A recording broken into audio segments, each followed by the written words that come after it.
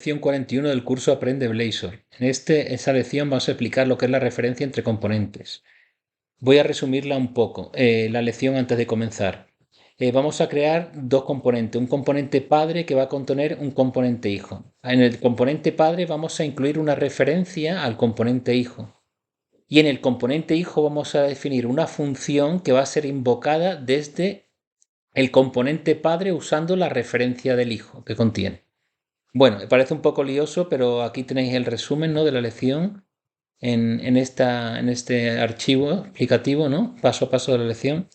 Y vamos a comenzar a ver cómo se realiza el ejemplo, ¿no?, paso a paso. Lo primero que creamos es una función JavaScript para mostrar un cuadro de diálogo con el mensaje que recibimos utilizando la función de JavaScript alert, ¿no? Y esta función de JavaScript la vamos a definir dentro del archivo example.js, que a su vez vamos a referenciar o a incluir dentro del componente appsRazor, ¿no? Hasta ahí es fácil porque es lo mismo que hemos hecho en la lección anterior, en las lecciones anteriores. Vamos a definir también el método de extensión de runtime para invocar a esta función de JavaScript con showAlert, ¿no?, como hemos dicho en la lección anterior. Y ahora vamos a crear un componente padre que contiene un componente hijo. El componente padre únicamente incluye un header 3 y el componente hijo también incluye únicamente un header 3 que pone componente hijo.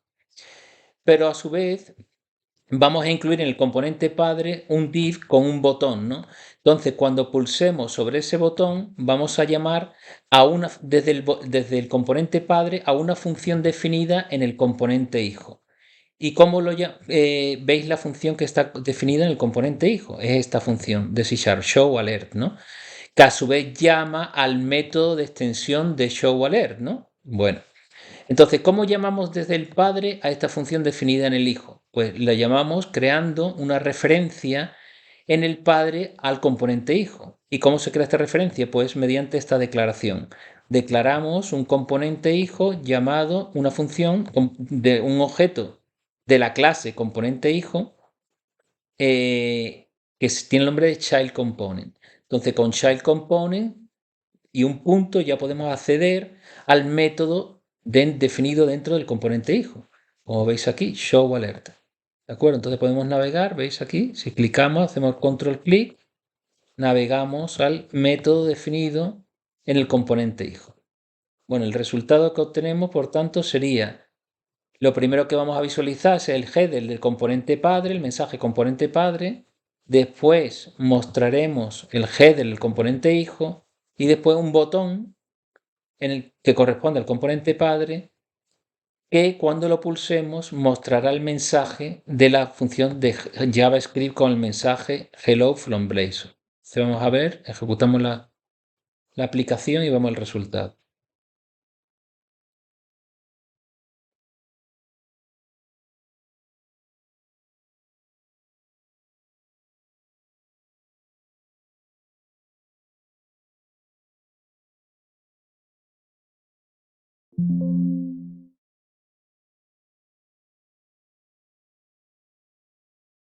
¿Veis? Navegamos al componente padre.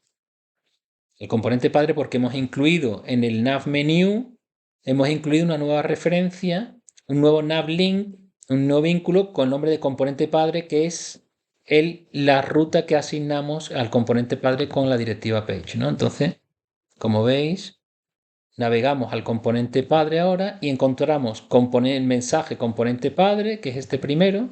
El segundo que encontramos, el segundo mensaje, es el que estará dentro del componente hijo, que es componente hijo, efectivamente, este segundo mensaje.